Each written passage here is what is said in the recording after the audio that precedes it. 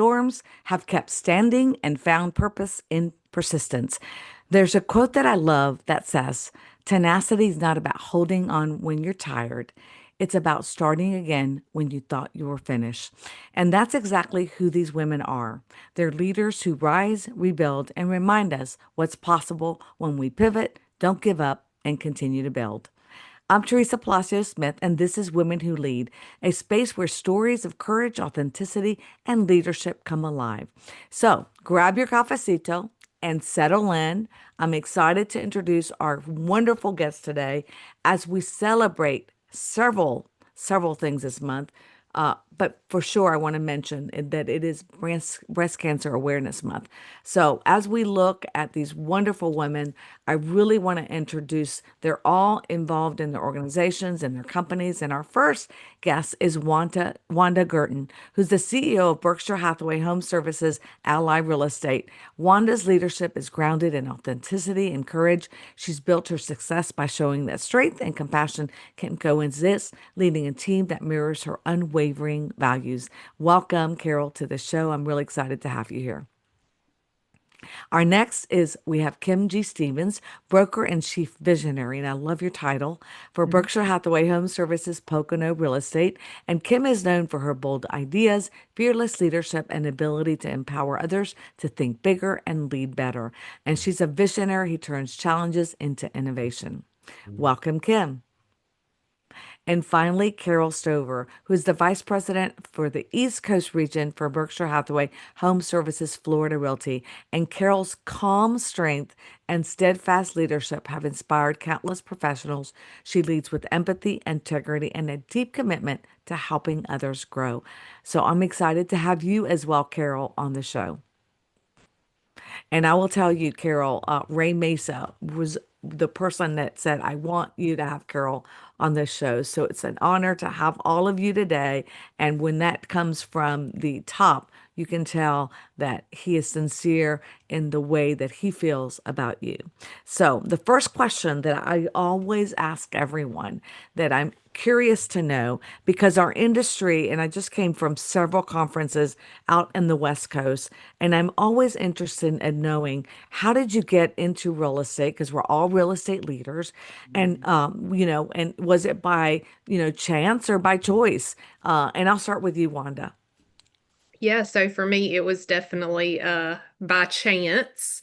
I got into real estate. I was a single mom. I was young and trying to figure out my direction in life and trying to build a career. And it was my first big girl job, I guess you'd say.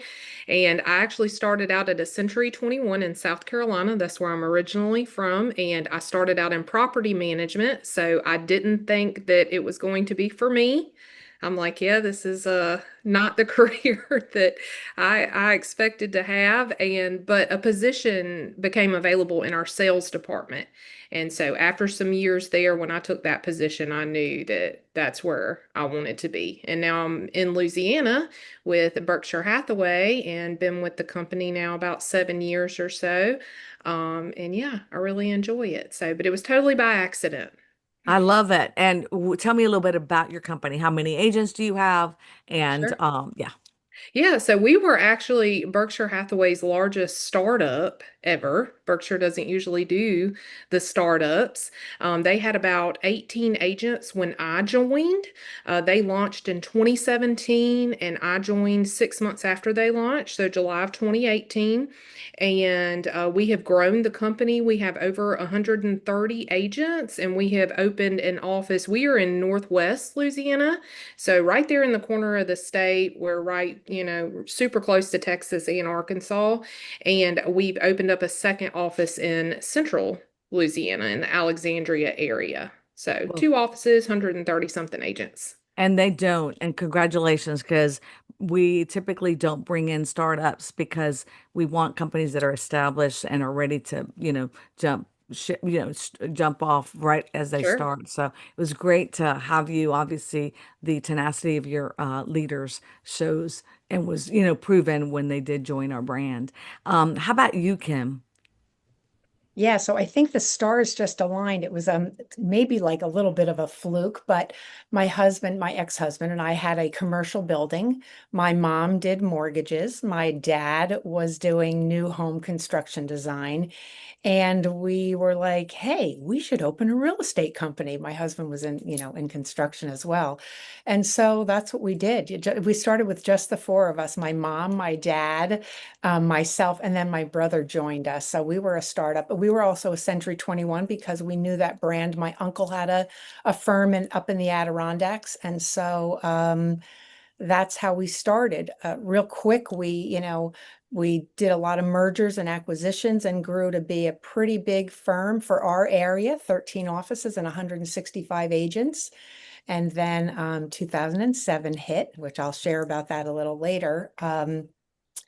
And then I ended up joining Berkshire Hathaway in 2018 and have never looked back. And your son has joined. Oh my gosh. Yes, everybody knows Max. I was telling Wanda, I'm really, really known as Max's mom, not Kim Stevens. No, it's so funny because I know you have a full family business, so it was in your blood already. So I think that's so interesting because your parents were actually already in construction and new Yes, build exactly. Yeah. and So all now the you all are the pieces were there. yes to create that. I think that's exciting. Carol, how about you? Thank you, Teresa. So definitely it was not a calling. At 17 and a half, I graduated high school in 3 years, and I actually joined the Army and was stationed in Germany. And that experience taught me, oh my gosh, discipline, resilience, and how to adapt really quick to change. So I started my real estate career in 1985 with Coldwell Banker in Baltimore, Washington. And I was super fortunate to have a company president who is a really strong mentor. So no, real estate was not my calling at first, but much like the Army, it has stretched me in ways that have made me stronger, and it has stretched me in ways that certainly shaped who I am today.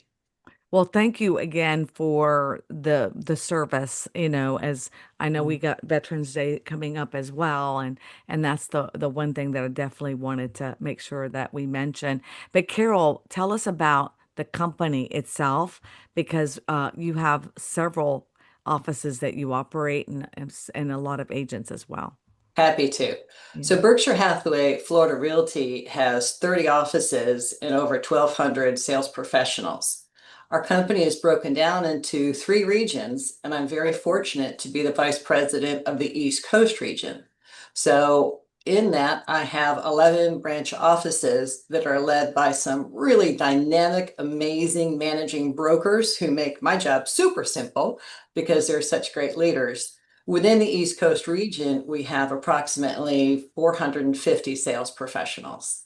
Amazing. A lot to cover and a lot of agents that you are inspiring and brokers as well, because we know they are also the heartbeat of the organization. So, defining what tenacity is, one of the things that I look at is when life or business just knocks you down, what's the first thought that runs through your mind that gets you back up? Because I know right now, and we have been hit by one thing after another in the last year and two in our industry that really has given us some blows.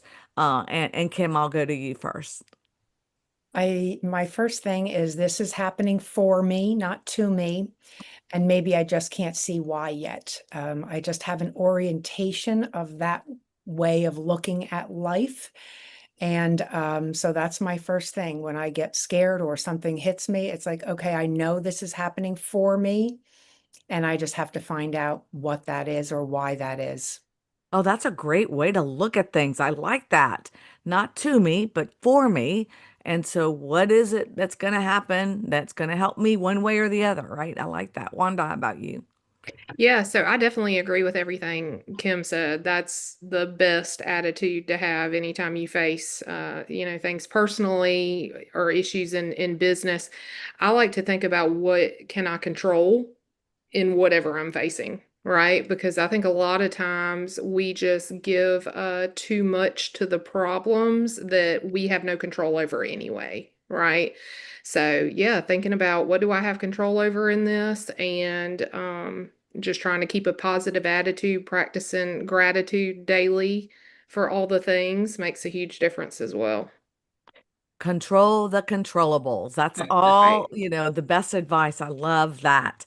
Carol, Matt, when I get knocked down, my first thought is this is a test of perseverance, right? You lean into your training, you maintain a positive mindset.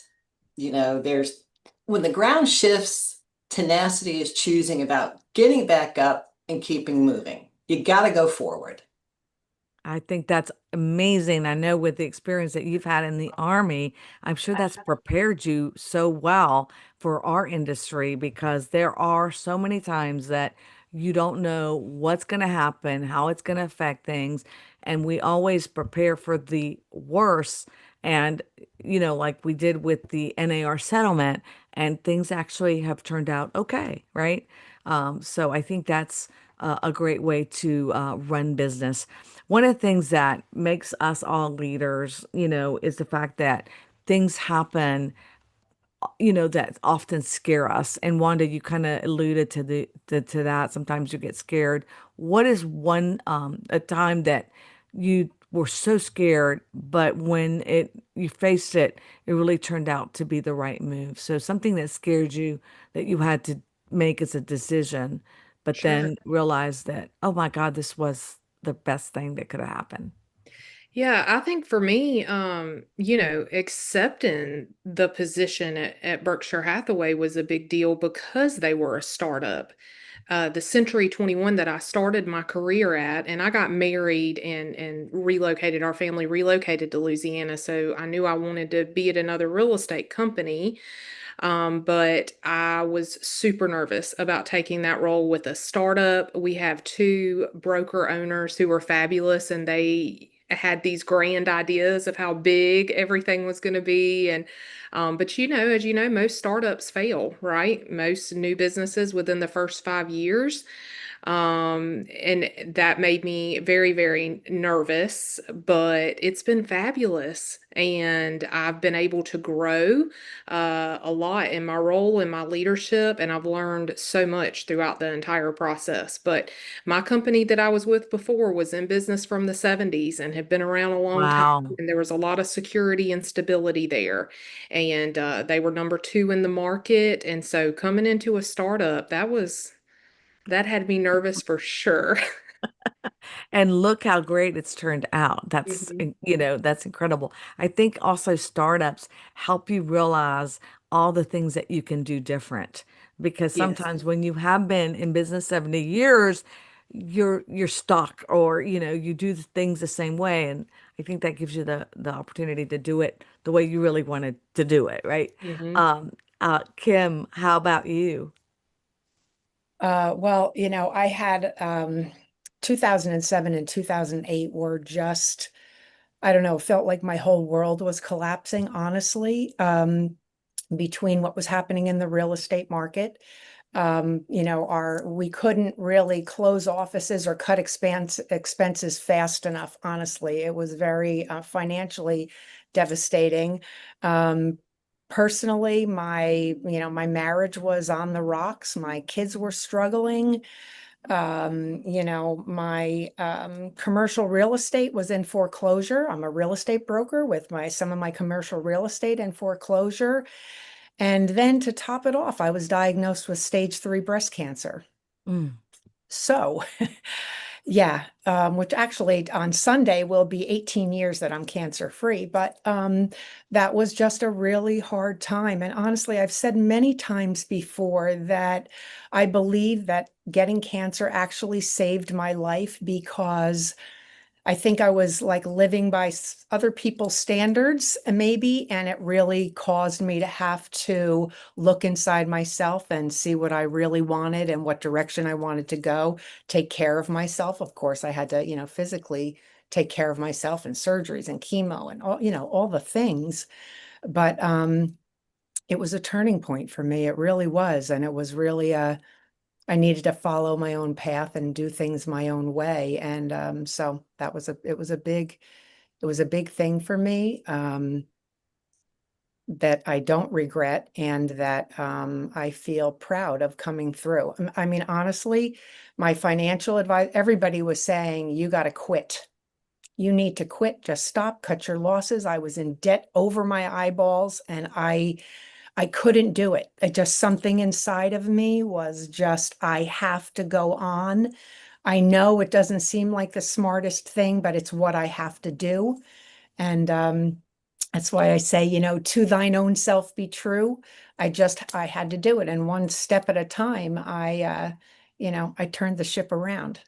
Oh my God. I mean, definition for sure of tenacity and courage, Kim. And we were, 2007 and 2008, for those that are not familiar with our real estate industry, we went through the collapse of the mortgage, industry. And I'm sure with new construction too, because there was no new construction that was able to survive that I know of. So many foreclosures, and that you lost your commercial side is and that you're still standing is amazing, Kim. And thank you for sharing that personal story about breast cancer, which again is our months. It's so important for us to remember how important it is for all of us to, check and to always keep that as an important part of our health.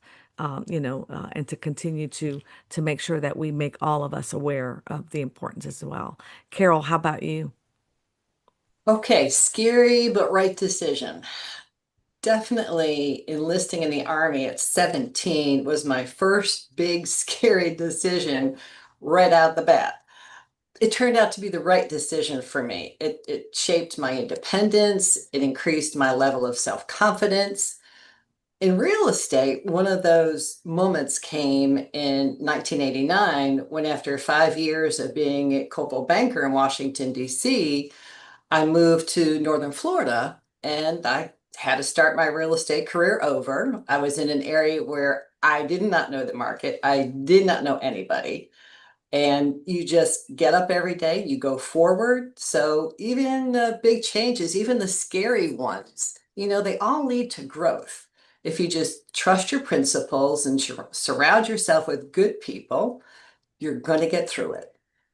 So, what took you from the DC area to where you said you were in DC? Was in the DC area with Area. Coldwell Banker. Yes, to Florida.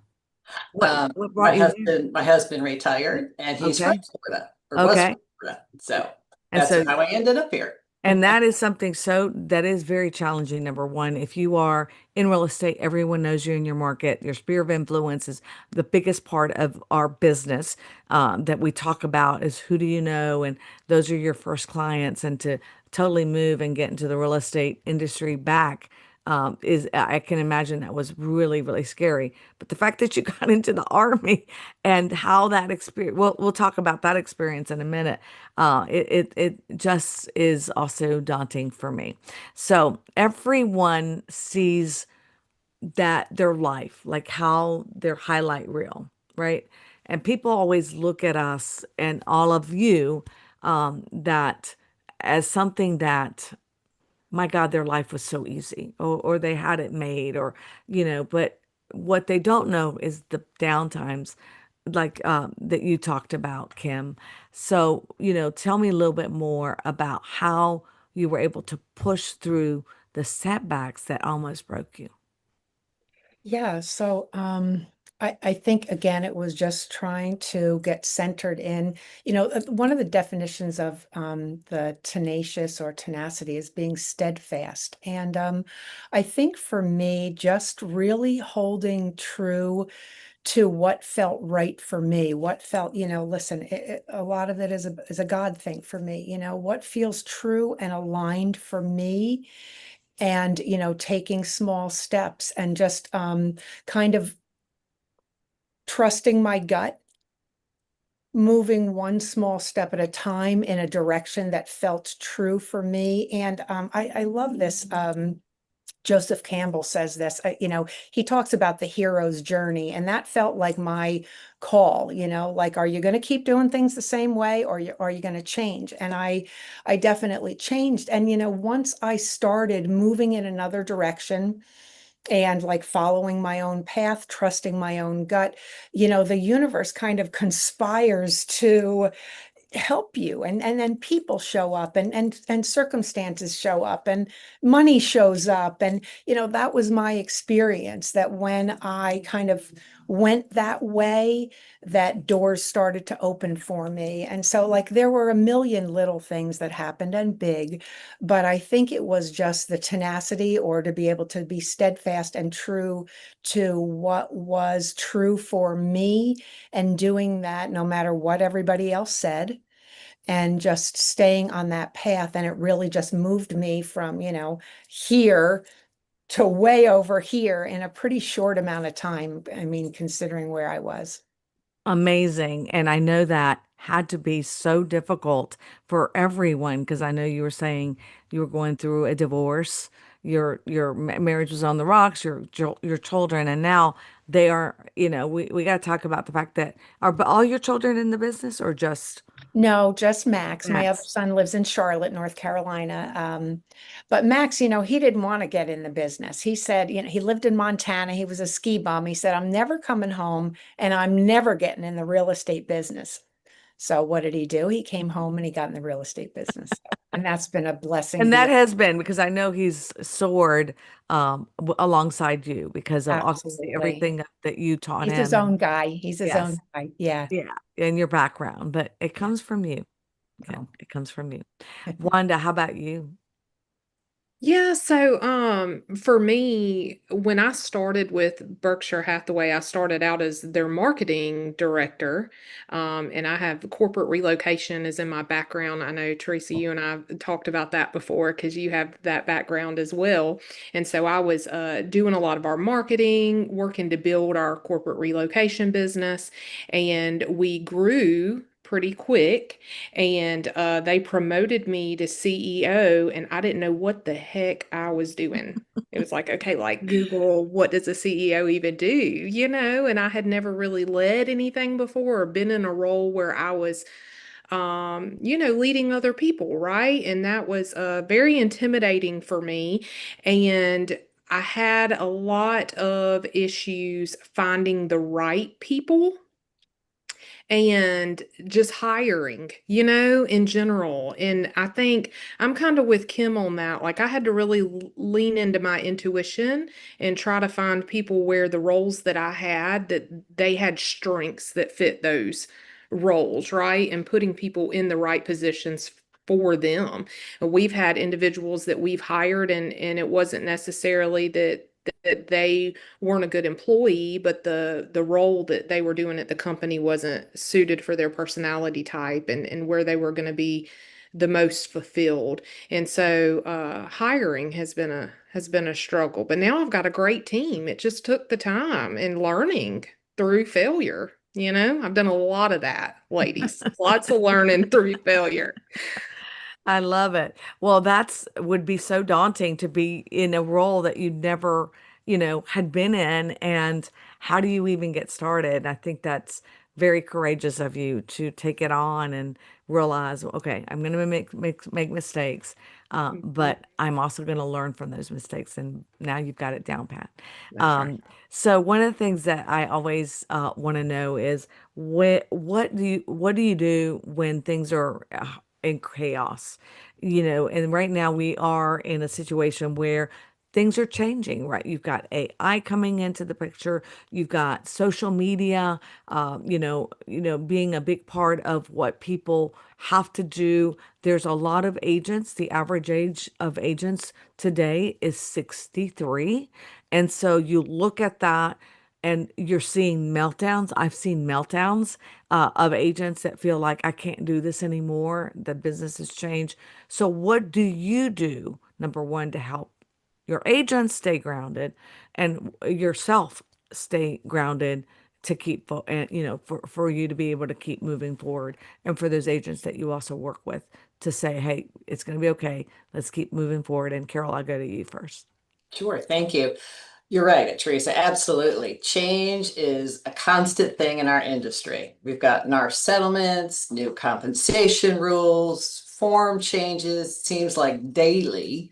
I try to blend the lessons that I've learned from the leaders that I've had. You've got to pause and reflect, invite people to the table. You need to be open and transparent about what's going on. You need to get the buy-in, the collaboration. We all know that change is uncomfortable, but we have to remember it's survivable. Change is survivable. So in real estate, when the industry shifts, I stay grounded and focused by focusing on what I can control. And Wanda mentioned that earlier. There's no reason to panic. Don't panic. You pause and you act with intention. And people look for those traits in a leader. They're definitely tenacious. It's so true, and you are the person that if you're freaked out, they're like, okay, now I know I need to freak out too. So you got to stay calm, even though inside you might be going, oh my God, what am I going to do? Wanda, how about you? Because I know that you talked about controlling those controllables to begin with, Exactly. but what are other things that might help you keep grounded and keep your team moving forward? Yeah, so for sure, focusing on what we can control. I'd also say, being proactive instead of reactive when we can see that things are heading our way. Our brokerage is structured as high value and high support to all of our agents. So, we've got the right people in the right positions to lead our agents through that. So, like my director of training, Misty Ingersoll, has been in the business for 25 plus years. She serves on local and state levels.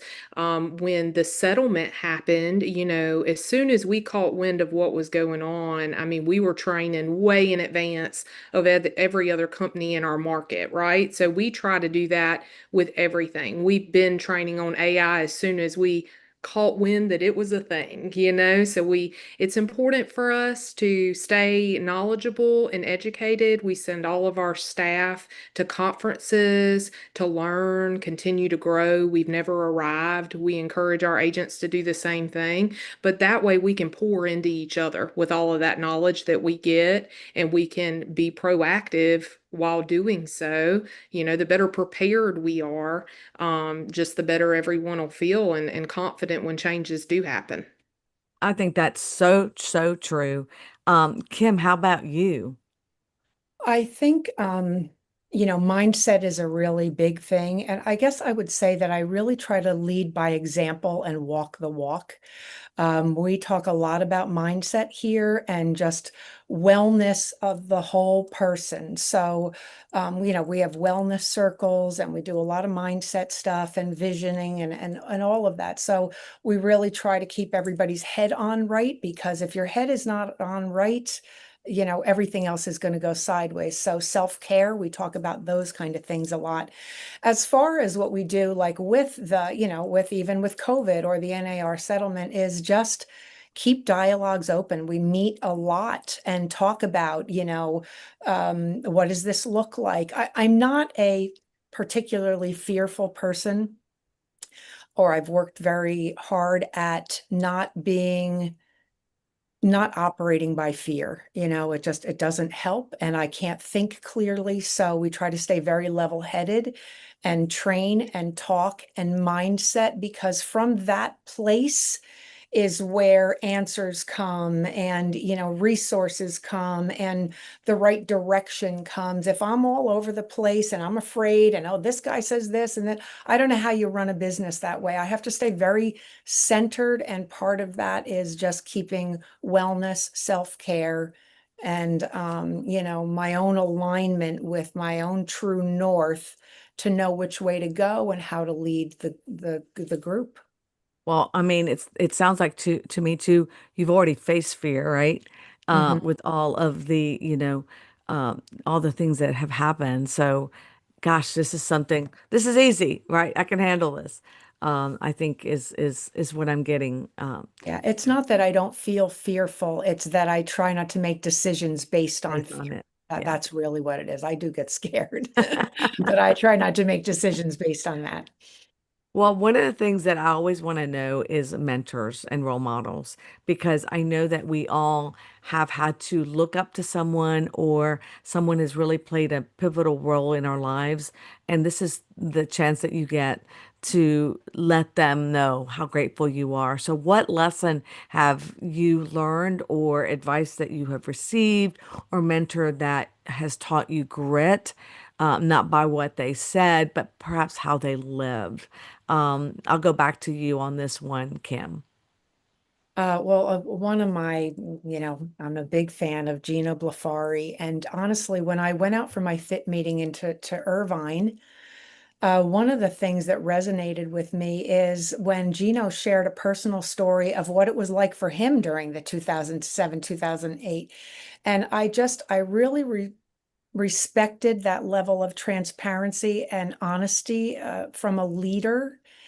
And, he's a mindset guy. Often what he talks about is taking care of himself and morning routines and his meds and, visioning. I've soaked up every bit of everything that he's taught, and I implement it. And I also loved his thoughts on leadership, and it really has made me a better leader. I realize how important it is the way I lead, the demeanor I have, my decision making. When everyone else is running around scared, I can't be that person. And so Gino's been a big one for me. Oh, I know that he'll love hearing that. He has for me as well, and I could not agree with you more, especially his, when he did those first, introductions of our business, he talked about the effects on him and how he got started and things that Mhm. happened that he had to do to overcome. Yeah. Wanda, how about you? Yeah, so I think first and foremost, like I was telling y'all, I think failure in itself has been a big mentor for me just because, I've had to learn to be okay with it because we're going to make mistakes, but then to learn to pivot very quickly, right?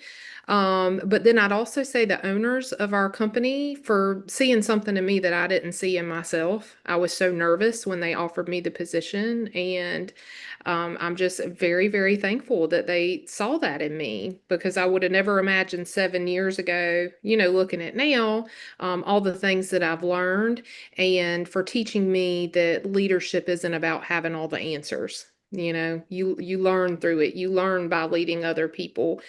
And yeah, so I would say they're huge mentors to me. Tell me their names. Leighton and Adam. Yeah. Perfect. I just want to make sure everyone knows Leighton and Adam for the role that they have played in your life. And Carol? Well, I have been blessed with mentors throughout every stage of my career. And, I've learned that leadership isn't about just showing up. You have to walk the walk, talk the talk. And Ray Mesa, our president and CEO, he is a true model of this.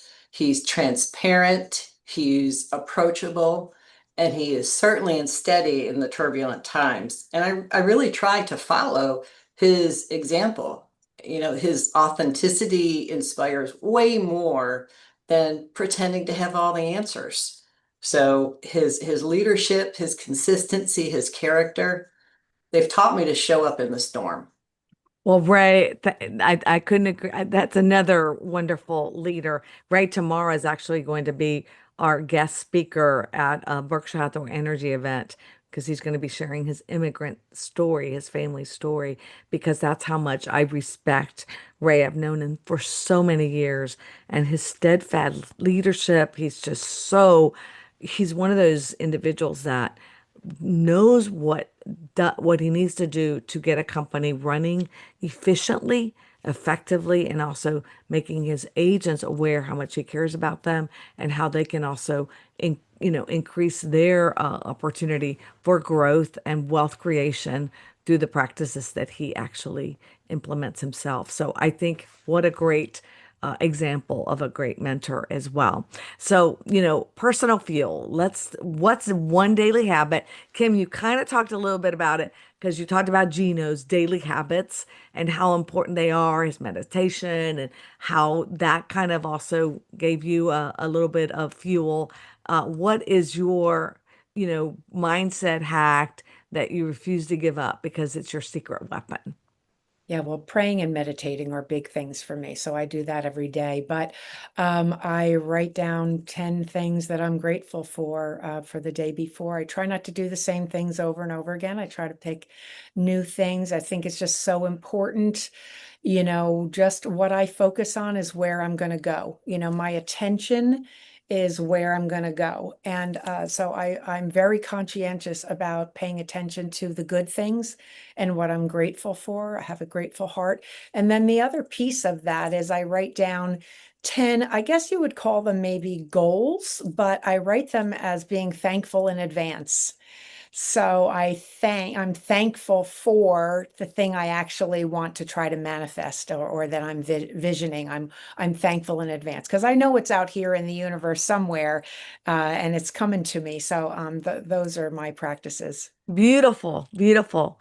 Wanda, how about you? Yeah, and Kim, I gotta say, I love the thankful in advance. I'll have to try that one. I'm a big gratitude person. So every morning when I get up, and of course, I'm outside of my normal routine right now. I'm at a conference, but I have to get outside within like the first 10 to 15 minutes of me getting up. I think that makes a huge difference for my day. Something about getting outside, getting fresh air. So I walk my dog every morning, and that's my outside time. And I leave my phone in the house, and I pray, and I think about all the things that I'm grateful for. And that for me just gets me started for my day. And then evenings for me too. I mean, ladies, y'all know this industry is hard and people want us all the time. They're pulling at us all the time. So if anybody watches this and like, if you could do anything for yourself, if your family's all at home and you're not worried about anybody that's going to have an emergency, like put the phone away and like just chill out a minute in the evenings. I'm also like Kim was talking about the self-care. I think women, especially in this industry, like it's so important. And so I like to read in the evenings. I try not to watch TV before I go to bed. Movement throughout the day, like lots of non-negotiables for me because we got to take care of ourselves. It's not, if not, it'll catch up to you quick It with this work. really will. And it's so hard because you mentioned this. You're at a conference right now. Hmm. And I came from 10 days where I was gone. And I found myself struggling to do my daily habits that are so critical because you're pulled out of your normal routine because you got to be at a meeting at 7 a.m. and I mean, and you're in a different time zone. So it's so critical for us to continue those, regular, routines that really help us stay grounded. Hmm. And Wanda, I'm like you. I love it. I love the fact that you go outside, walk your dog, and that's part of your everyday because it does make you feel like you love the earth, right? You're breathing Yes. and turning that phone off if you can. Mhm. That's really so critical. Get the Um, sunshine and the fresh air. You need it. yes. Carol, how about you? Well, it sounds like Wanda and I start our days in the same manner. So I'm up at 5 a.m. I'm out there with my dog and I'm doing my walk. And my daily non-negotiable is gratitude. And it fuels me to stay tenacious. It really does. So every morning I am naming at least three things I am thankful for. And the gratitude shifts my focus from, scarcity more towards opportunity. So even in those tough times, naming those three things every morning that I'm thankful for, it shifts my mindset and keeps me moving forward. And it really sets the tone for the day. And then in the evening, I want to be able to reflect back on my day and say, who did I help today? Did I accomplish? Did I add something to their day? So. And I love the fact that the gratitude does, and all of you do that. And I think that is definitely something that I've seen in almost every leader that I talk to. It's the thing that takes that negative into a positive, right? Because we all have things that we have to say we're grateful for every day, and there are things that happen that we can make that into a positive moment. So again, thank you for sharing that as well. And I love the fact that you end your day, Carol, with things that are positive too, like who was I able to help? and one of the things that I used to love to do when I was working with agents was that when they said something to me that was great, I would write it down. Or if they send me a card, because when those bad days happen where you feel like, oh my God, I'm not doing anything right or everything's falling, I would take those cards out and it would just fuel me, right? It would fuel my day. So advice for those that, are future leaders or agents or owners, what do you say when and I had this question from an audience member this week in my first conference, when you feel like quitting, because she felt like quitting. She's in real estate. She's been in real estate for a while and she's had a tough, tough year. So, what do you do when you feel like quitting? And what's your unfiltered advice? Because it is a tough business right now. Depending on where you are in the country, things are slower than normal. We are not sure what's happening. There's the economy, there's the government breakdown, there's the tariffs, there's everything that's revolving around you. Kim. I think too, for me, it's really kind of the same answer is like really like looking inside and figuring out what's true or right for you. One of the like little techniques that I use, well, there's two things.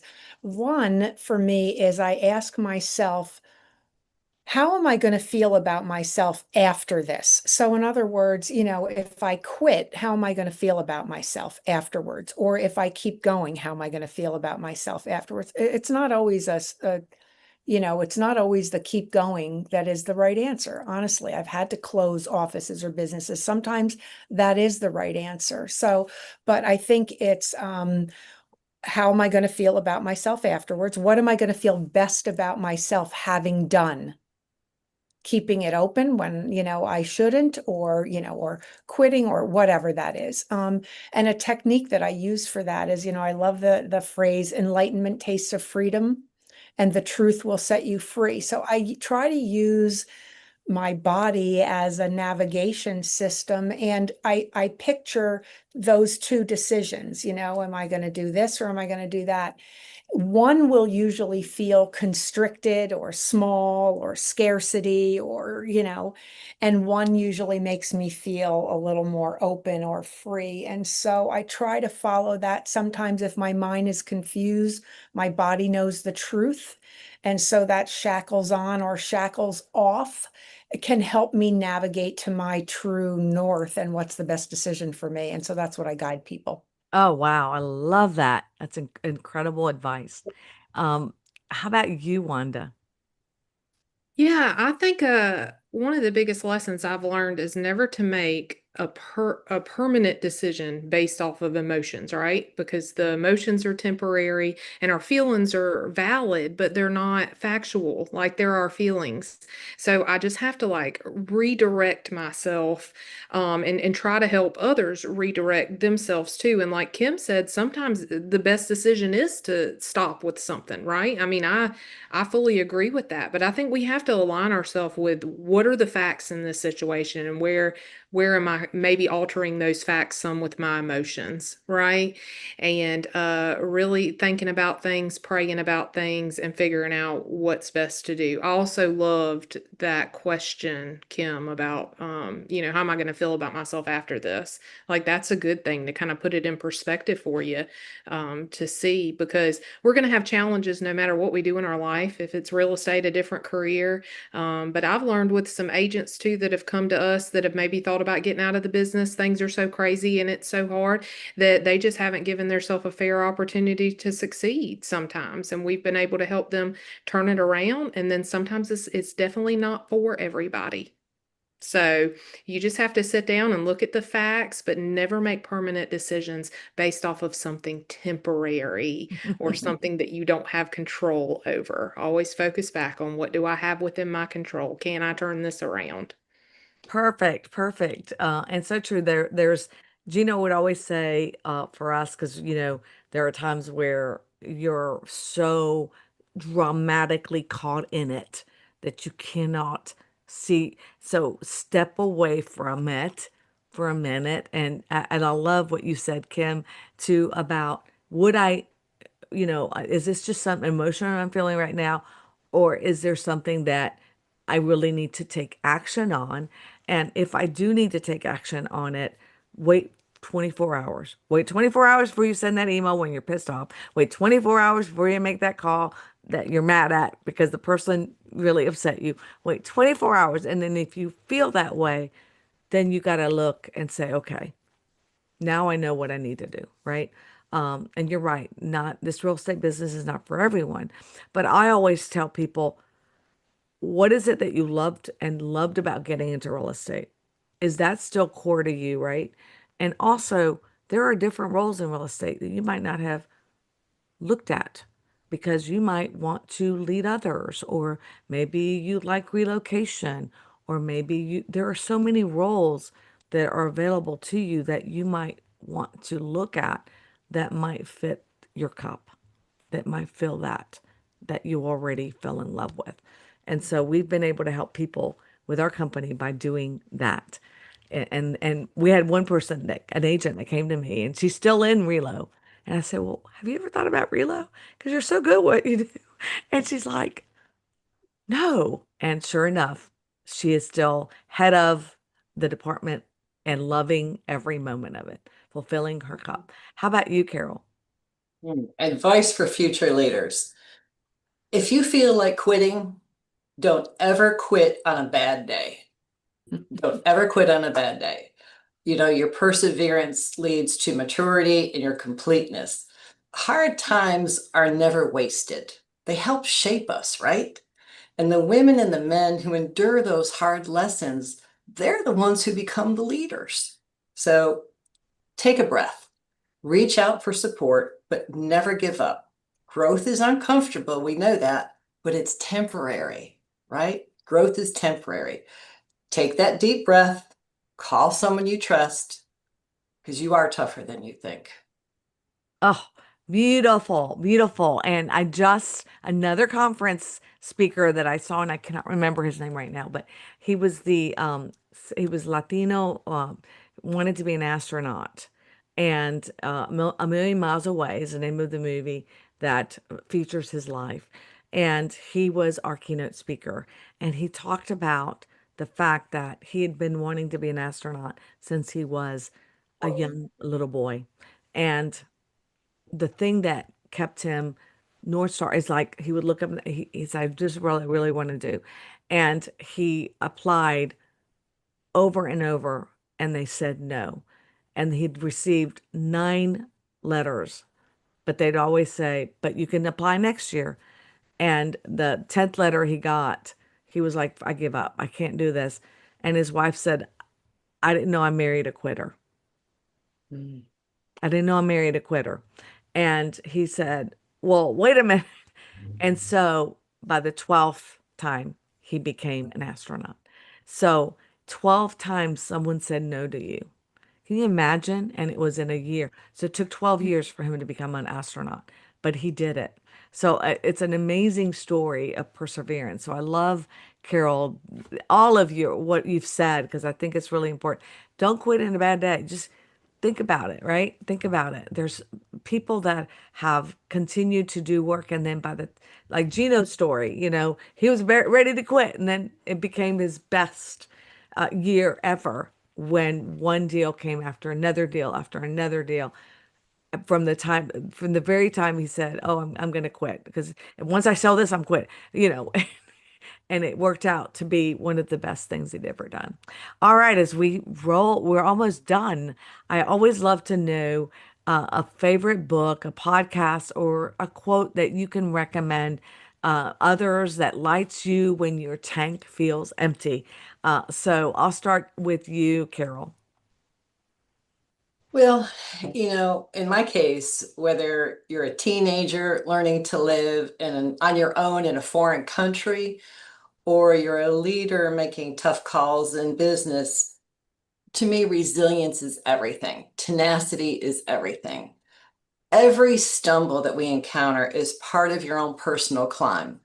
And it's rising again. That's what builds your tenacity. So continue to rise. And as far as books, I've always loved John Gordon. John Gordon and Ken Blanchard, they're the basics. They're probably all the ones that we first learned when we were getting into leadership, but they've always stayed with me. And John Gordon's Positive Pledge, if you've never looked at that, Google John Gordon, the Positive Pledge. It is in my office. It is in my home. My grandchildren have it. It is truly something that will keep you grounded. You know what? I've not heard that mentioned. So the positive pledge, John Gordon, the Positive Pledge. is Look it it a up. big, is it a easy read or? Easy read. It's Okay. he's got like 18 things that you would look at it and you're going to say, I'm going to do this every day. If I do this every day, my day is going to be wonderful. That's a new one for me. I'm definitely going to pick that one up. Thank you for mentioning that. Wanda, how about you? Yeah, so I'm an avid reader, right? So I have lots of like books and different things that I could recommend. But when we think kind of like about mindset and when you're just in a place and like you need something uplifting, and I actually wrote this down for you guys, but you know Matthew McConaughey, I love him, and he wrote Green Lights. You know, it's kind of like his documentary, and he's such a fabulous writer. And I actually read the book and I listened to it on Audible, which is fabulous, by the way, because it's him reading it. And you gotta love his voice. So I wanted to read this for you guys. He said, persist, pivot, or concede. It's your choice every time.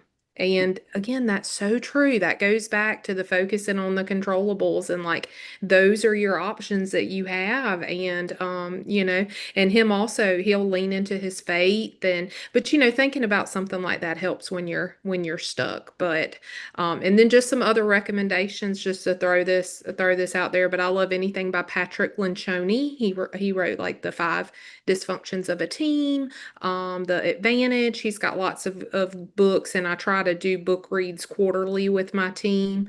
And so yeah, anything by him is also great, but love that documentary by Matthew McConaughey. Oh, I'm definitely going to have to watch it because I'm a big fan as And I well. would listen to it because like I Yes. said, it's his voice. So check it Oh, I out on love it. Audible. I love Yeah. it. Definitely.